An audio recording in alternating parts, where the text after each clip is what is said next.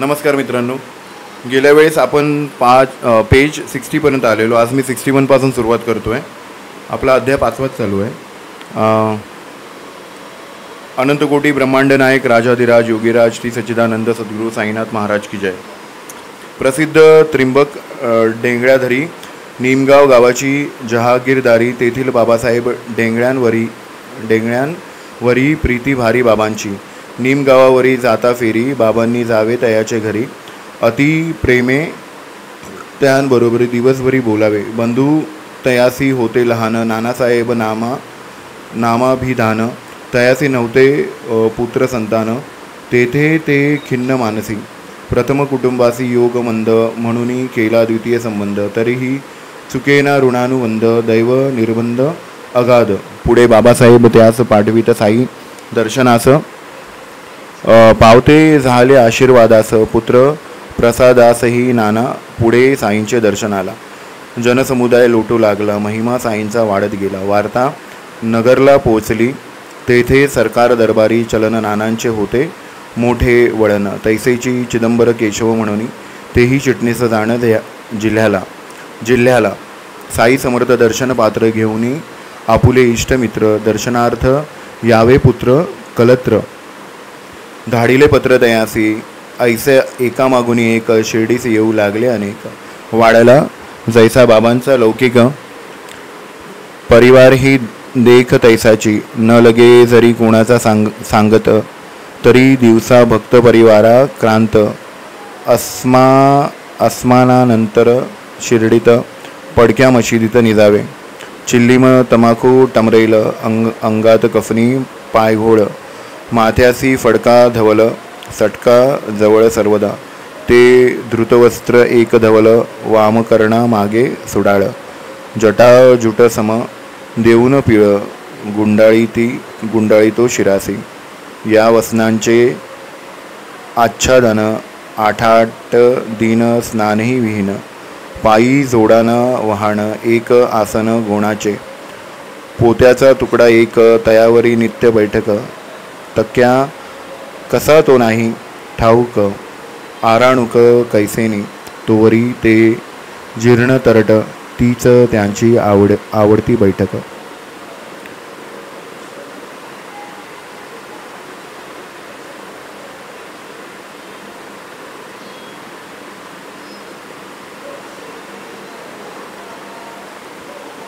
प्रसिद्ध त्रिंबक डेंगळ्याधरी म्हणून होते निमगावाचे. त्यांचे भाऊ होते नानासाहेब नामाभिधान.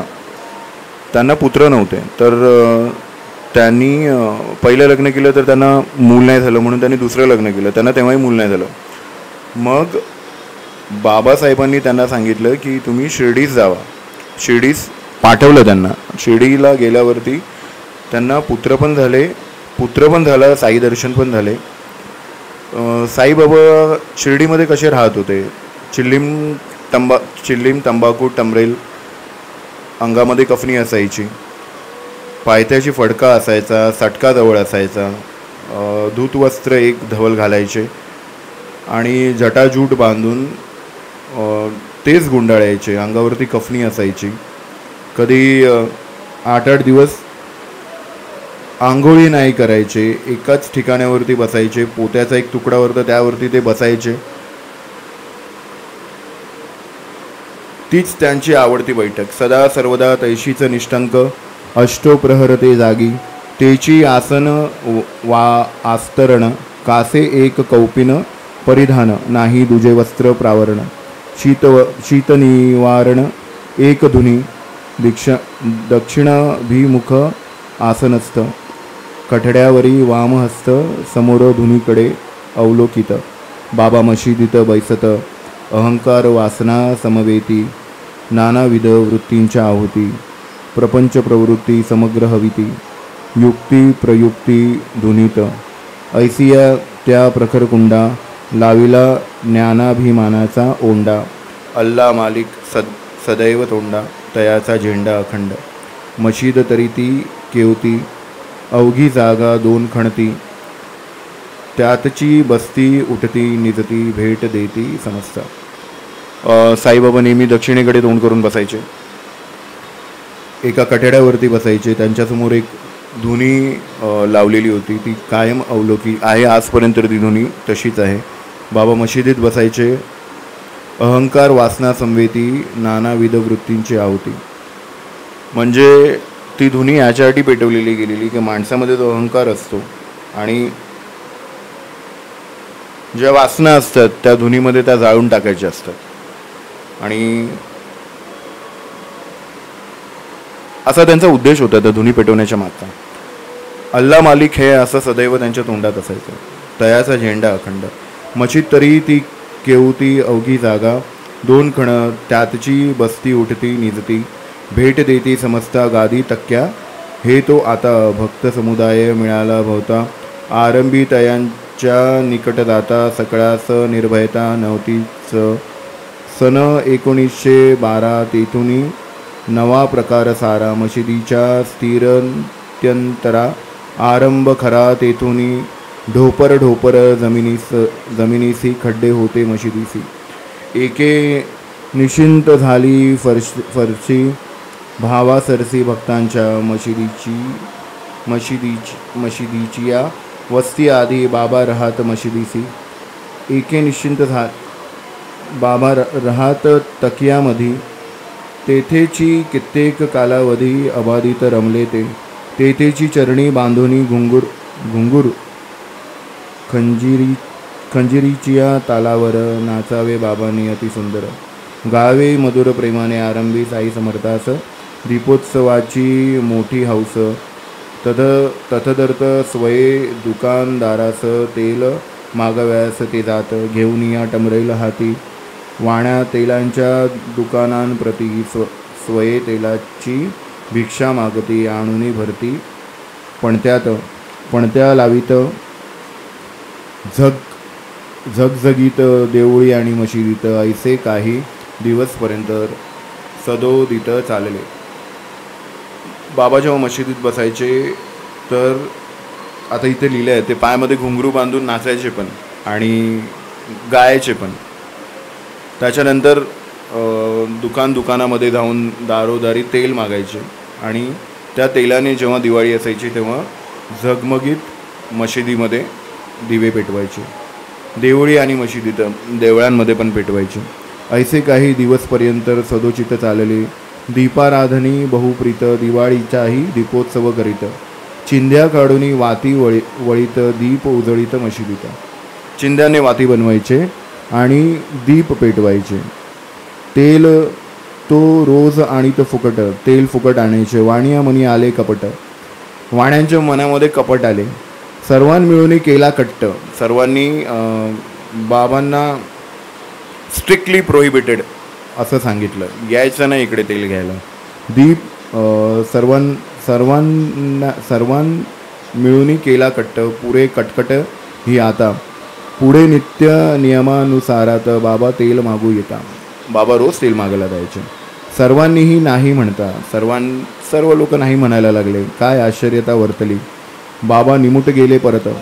बाबांनी काही टेन्शन नाही घेतलं, परत निघून गेले. काकडे सुकेची ठेविले पणत्यात. तेल नसता हे काय करीत. वाणी पाहत मौजती.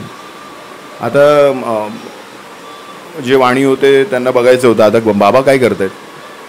तर मशिदीच्या धोत्यावरील बाबा उचलून घेती टमरेल. त्यात होते इवलेसे तेल. कष्टे लागेल साजवत. त्या तेलात घातले पाणी. स्वयं बाबा गेले पिवणी. ऐसे ते ब्रह्मार्पण करुनी निव्वळ पाणी घेतले. मग ते पाणी पणत्यात ओतुनी सुके काकडे पूर्ण भिजवून तयास कांडे ओढून लावून दीप पेटवून दाविले. मग बाबांनी तसेच परत गेले. त्यांच्याकडे एक टमरेल असायचे. तर टमरेलमध्ये थोडंसं तेल होतं. तर तेलामध्ये पाणी ओतलं आणि ते पाणी पिऊन गेले. जे पाणी उरलेलं त्या पाण्याने बाबांनी पणत्या पेटवल्या. सुके काडे पूर्ण भिजवून. एक सुके काडं होतं ते पूर्ण भिजवलं. ते पाण्यानेच भिजवलं आणि पाण्यानेच त्यांनी पणत्या पेटवल्या. त्यासी कांडे ओढून लावून दीप पेटवून दाविले. पाहुनिया ते पाणी पेटे. वाणी घालिता तोंडात बोटे. आता हे सगळं बघून जे वाणी होते त्यांनी तोंडात बोटं घातली. बाबांची आपण वदलो खोटे, गेले ओकटे मनी म्हणते. तेल नसता अणुमात्र, पण त्या जळाल्या सर्व रात्र. बाणी साईच्या कृपेसी अपात्र, वंदू सर्वत्र लागले. बाबांचा हा काय प्रताप, असत्य भाषणे झाले पाप. दिदला बाबांची व्यर्थ संताप, हा पश्चाताप वाणिया. बाबांच्या ते नाही मनी, राग द्वेषा नातळे धनी. शत्रुमित्र तयाना कोणी, सर्वही प्राणी सारखे. असो आता पूर्वानुसंधान. आता एवढं सगळं झाल्यावरती बाबांनी त्या लोकांना माफ केलं, कारण बाबांचा कोणी मित्र नव्हता आणि शत्रू नव्हता. बाबांना सर्व सारखे होते. कुस्तीत यशस्वी मोहिद्दीन, याहुनी पुढील चरित्र महिमान. दत्तावधन परिसिजे, कुस्तीनंतर 5वे वर्षी फकीर, अहमदनगर निवासी. आता कुस्तीमध्ये जे मोहिद्दीन होते ते खूप प्रख्यात होते, खूप प्रख्यात फायटर होते त्या टायमाची कुस्तीमध्ये. याहुनी पुढील चरित्र महिमान दत्तावधान परिसिजे. कुस्तीनंतरच्या 5वे वर्षी फकीर, अहमदनगर निवासी, जवाहर अली नाम जयासी, आला राहतासी सशिष्य. पाहुणी एक उघडी बखळ, वीरभद्राचे देवळाजवळ. फकीराने दिदला तळ, फकीर तो सबळ दैवाचा. जरी नसता तो दैवाचा, तरी तया ते लादता कैचा. साईसारखा शिष्य मौजेचा, डंका दयाचा सर्वत्र. लोक गावात होते अनेक, त्यातही होते मराठे कैक. त्यातील भगू सदाफळ एक, झाला सेवक तयाचा.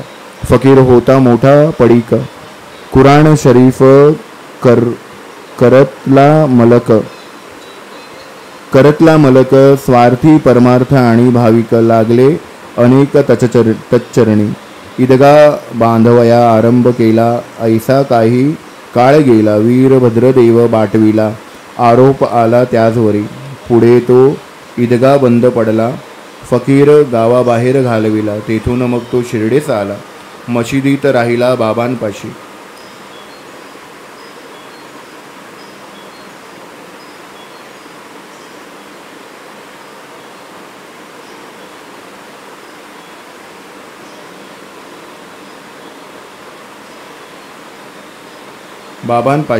फकीर मोठा मृदुभाषणी, गाव लागला तयाचे भजनी. बाबांसही काही केली करणी, घातली मोहिनी जनमनती. हो म्हणे तू माझा चेला, स्वभाव बाबांचा बहुरंगेला. हू म्हणता फकीर संतोषला, घेऊनी निघाला बाबांची. बाबांसारिखा शिष्य सदुरू, जवाहर अली जाहले गुरु. मग दोघांचा झाला विचारू, रहिवास करू राहत्यात. गुरु नेणे शिष्याची कळा, शिष्य जाणे गुरुच्या अवकळा. परीन केव्हाही अनादर केला, स्वधर्म राखिला शिष्याचा. गुरुमुखातून बाहेर आले, योग्य नाही पाहिले.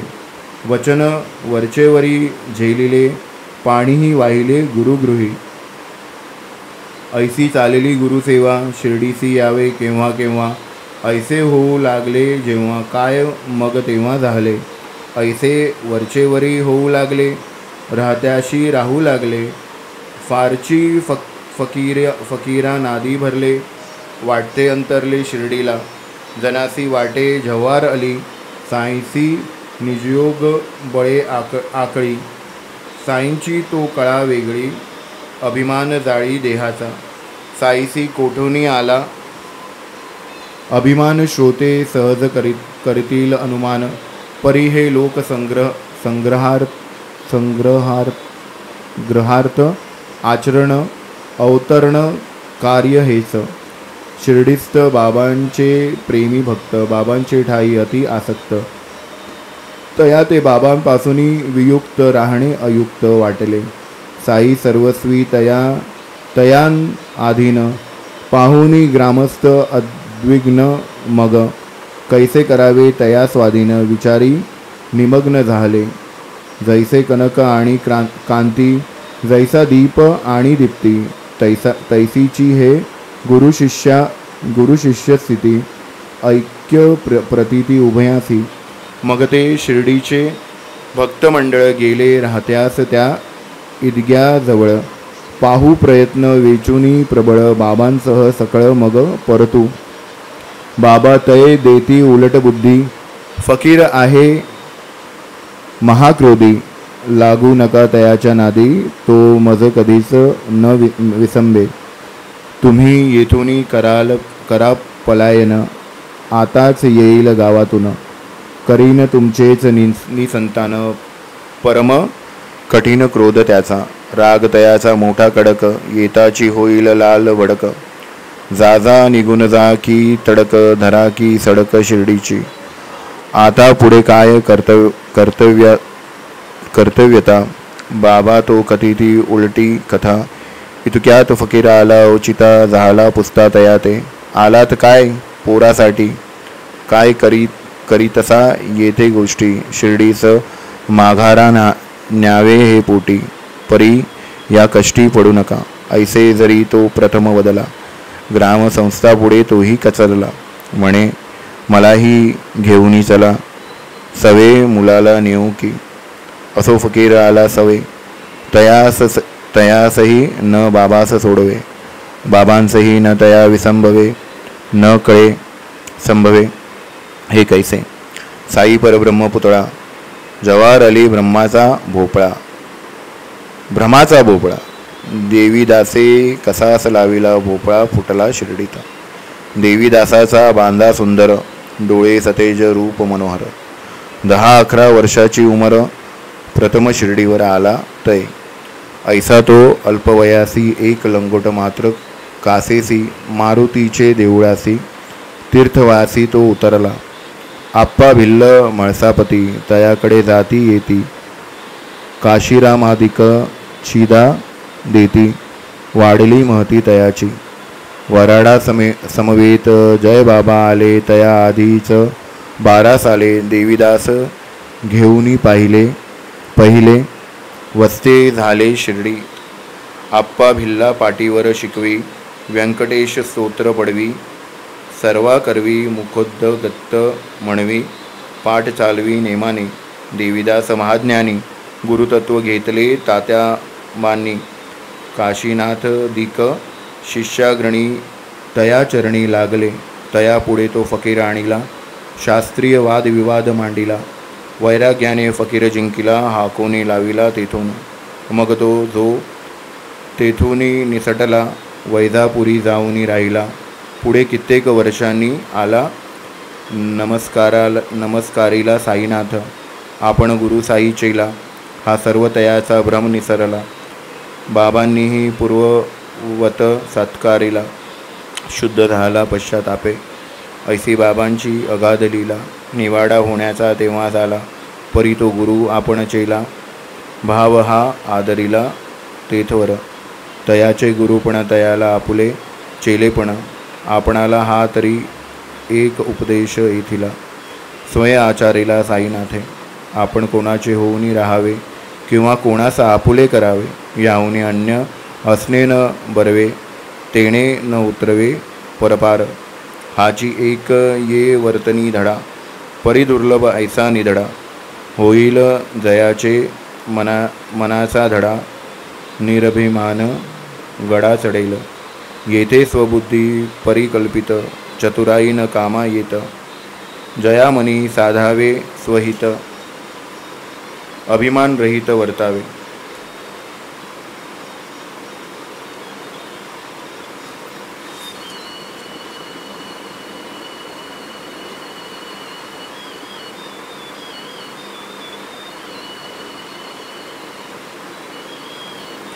आता जवाहर अली नावाचा एक कुस्तीपट्टू होता आणि साईबाबा त्यांच्याकडे कुस्ती शिकायचे. तर त्यांना नेहमी वाटायचं की साईबाबांचे गुरु ते आहेत. त्याच्यानंतर काही घटना अशा घडल्या की त्यांना कळलं की ॲक्च्युली खरा गुरु कोण आहे. त्या घटनांच्या नंतर जे घटनांचा इकडे समावेश केला आहे त्याच्यानंतर कळतं आपल्याला की त्यांनी साईबाबांकडनं माफी मागितली आणि साईबाबांना सांगितलं मला प्रायश्चित करायचं आहे. त्यांनी प्रायश्चित केलं आणि त्यांचा जो अभिमान होता की मला खूप ताकद आहे, खूप शक्ती आहे, तो त्यांचा जो त्यांच्यावरचा जो अभिमान होता तो साईबाबांमुळे म्हणजे त्यांच्या चमत्कारांमुळे आणि त्यांच्या सान्निध्यात गेल्यावरती ह्या सगळ्या गोष्टी क्षीण होऊन जातात, संपून जातो. आपण त्या गोष्टींना आपल्याला ती आहुती द्यावीच लागते. अभिमानरहित वर्तावे, त्याच्याने त्यांचा अभिमान जो गर्व होता स्वतःवरती तो पूर्ण क्षीण झाला आणि त्याच्यानंतर त्यांनी साईंना गुरु मानलं. जेणे देहाचा अभिमान जाळीला तेणेची हा देह सार्थकी लाविला, तो मग कोणाचाही होईल चेला साधवयाला परमार्थ. पोहनिया ती निर्विषय स्थिती, लहान थोर विस्मित चित्ती, वय लहान गोजरी मूर्ती, चोज करीती जन सारे. ज्ञानियाचा देह व्यापार, होतसे पूर्व कर्मानुसार, तयान प्रारब्ध कर्मभार कर्म करतार हो नेणे. जरी सूर्यास अंधारी रिघावा, तरीच ज्ञानिया द्वैत्य भाव, स्वस्वरूपाची जया अवघे विश्व, वस्ता ठाव अद्वैत. हे गुरु शिष्याचे आचरित साईनाथांचे परमभक्त. माळसापतींनी करविले श्रुत, तैसेची साध्यंत कथियले असो. आता हे आख्यान पुढील चरित्र याहुनी गहन, होईल ते तथा क्रमकथन. सावधान श्रवणी व्हा, मशीद पूर्वी होती कैसी, कैसिया कष्टी झाली फरसी. साई हिंदू वा यवनवंशी, नेणवे भरवंशी हे कवणा. धोती पोती खंडयोग, करीत भोगीत भक्तांचे भोग. हे सर्व निवेदन यथा सांग, होईल चांग पुढारा. हेमाड साईस शरण चरण प्रसाद, हे कथा निरूपण. श्रवणे होईल दुरित निवारण, पुण्य पावन ही कथा. स्वस्ती श्री संत सज्जन प्रेरित, भक्त हेमांड पंत विरचित. श्री साई समर्थ सचरित्र साई, श्री साई पुनः प्रकटी भवनम. नाम पंचमोध्याय संपूर्णम. श्री सद्गुरु साईनाथापर्णमस्तु शुभम भवतु. श्री सद्गुरु साईनाथापर्णमस्तु शुभम भवतु. आता मी इकडे विश्रांती घेतो. मी 61 पेजपासून 67 पेजपर्यंत आलो आहे. आपला 5वा अध्याय पूर्ण झालेला आहे. आपण आता नेक्स्ट टाईम जो पुढचा माझा एपिसोड असेल तो मी 6व्या अध्यायापासून सुरुवात करेन. 6व्या अध्यायापासून सुरुवात करेन. आणि जसं मी नेहमी बोलतो तसं एक चांगला थॉट, 2-4 चांगले थॉट मी बोलतो इकडे. त्याच्या अगोदर एक मित्राने मला एक छोटासा मेसेज पाठवला. मेसेज चांगला आहे, मला आवडला, म्हणून मी सगळ्यांच्या समोर प्रेझेंट करतो आहे, सांगतो आहे, बोलतो आहे. प्रेम प्रभु का बरस रहा है, पीले अमृत प्यासे, सातों तीर्थ तेरे अंदर, बाहर किसे तलाशे. Thank you. To strive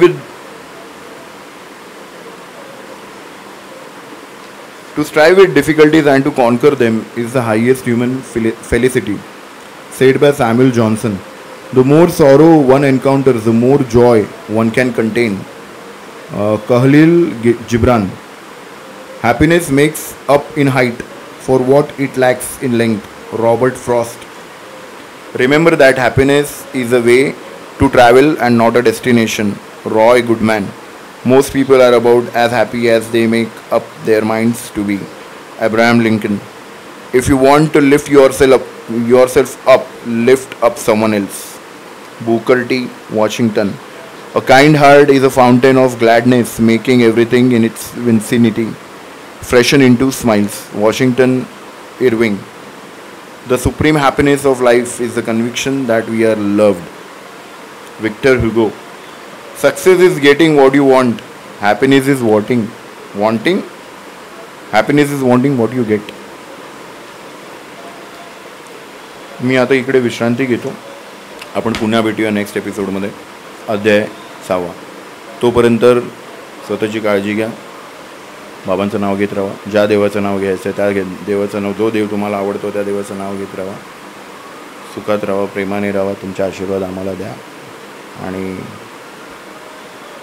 Shri सच्चिदानंद सद्गुरू साईनाथ महाराज की हर हर महादेव. जय बजरंगबली. जय श्रीराम.